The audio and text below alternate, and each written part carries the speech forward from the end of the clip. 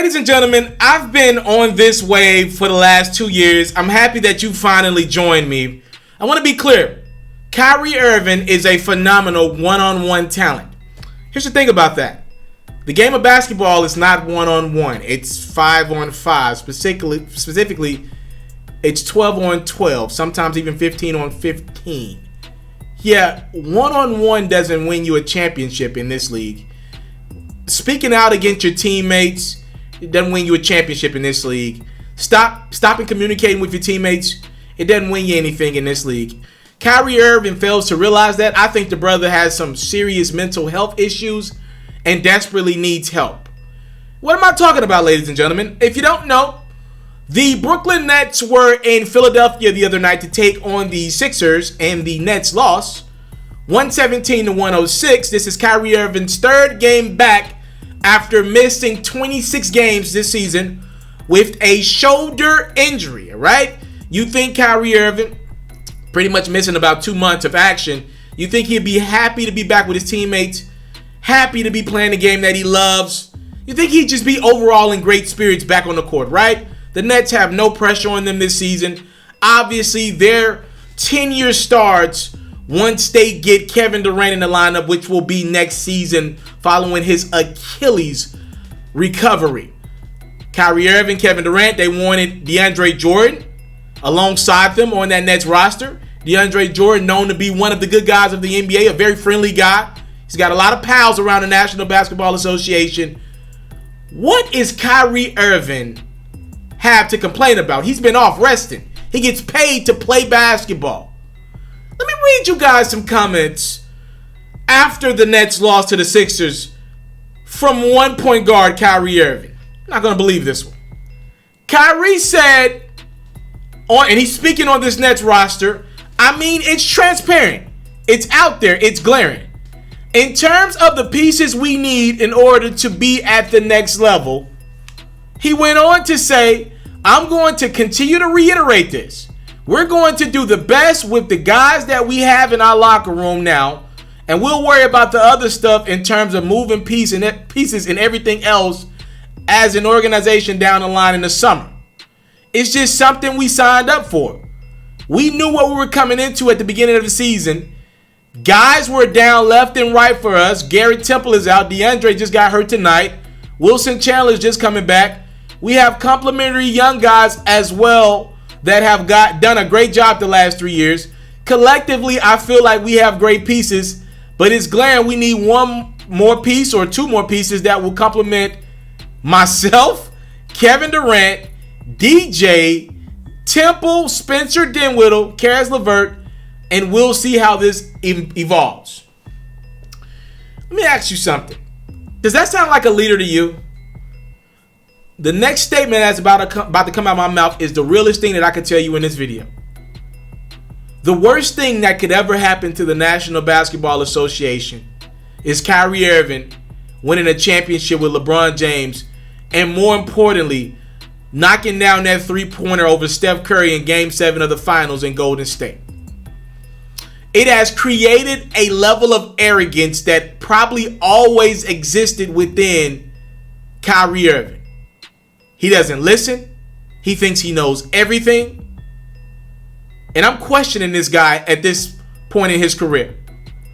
Let me break something down to you, ladies and gentlemen. Let's look at the last few teams Kyrie Irving has played for or not played for. I want to start with the Brooklyn Nets. You know, the Brooklyn Nets were a playoff team last year.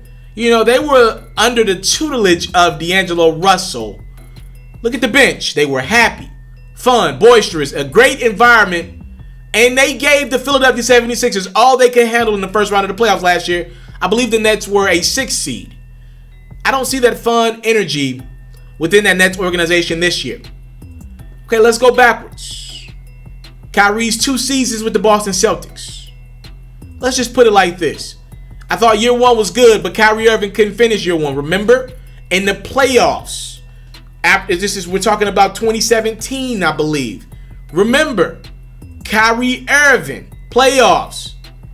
He did not show up for Game 7 as his team was taking on LeBron James and the Cleveland Cavaliers in the Eastern Conference Finals. Kyrie was getting orbital surgery. Excuse me, that was 2018. Remember last year, 2019, the Celtics were awful. They got blown out by the Milwaukee Bucks, and truth be told, they would have lost in the first round of the playoffs had the Indiana Pacers had Victor Oladipo. I confidently say that. Remember Kyrie Irving when he got to the Celtics? He said, I'd want to be here long term. I'm summarizing here if you guys will have me. He did not stay long term. He boisted last summer. Okay, so you're not loyal to the Celtics. Can I go backwards a little bit more? 2 teams ago. The Cleveland Cavaliers. At the end of the day, the brother won a championship with LeBron James. But I've been on record of saying this all year. The more I look at that championship that LeBron won with the Cleveland Cavaliers, the more respect I gain for LeBron James. And I know you can call me a LeBron homer, whatever you want to call me. Look at Kyrie Irving. The Nets are barely in the playoffs. He's barely playing this year. Look at Kevin Love and the Cavs. They're awful. You mean to tell me these are all-stars in this league? They can't get their respective teams to the playoffs? I'll get to Spencer Dinwiddie in a second, but I'll just say this.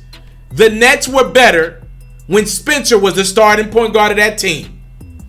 But I rest my case. There's a report out there that during the 2017 playoff run with the Cavs, they ended up losing to the Warriors, remember, in 5 games.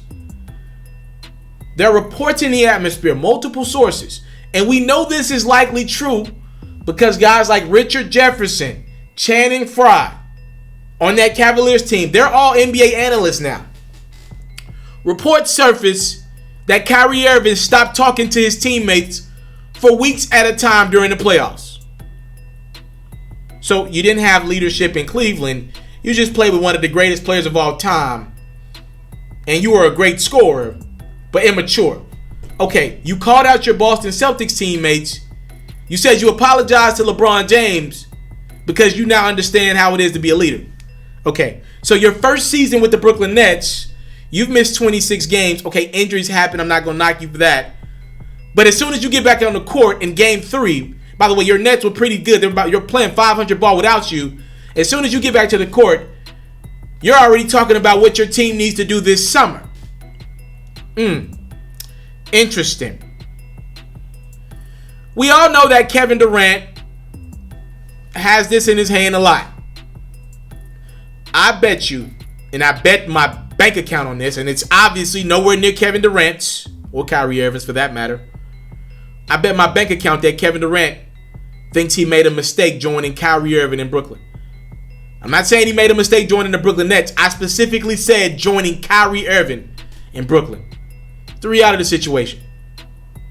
Between those two mentally fragile egos in KD and Kyrie, I don't care how talented they are, and these are 2 all-time talents, they will never win a ring because there will be no trust. How do you trust a guy like that? He's talking about teammates that are in the locker room with him. He did the same mess last year with the Celtics. That team was awful.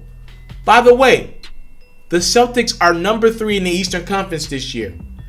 Switch out Kyrie Irving, import Kemba Walker. You don't hear any drama coming from Boston this year. D'Angelo Russell. I guarantee you, if you got any of those Nets, Karis LeVert, Spencer, you got them behind closed doors, off the record.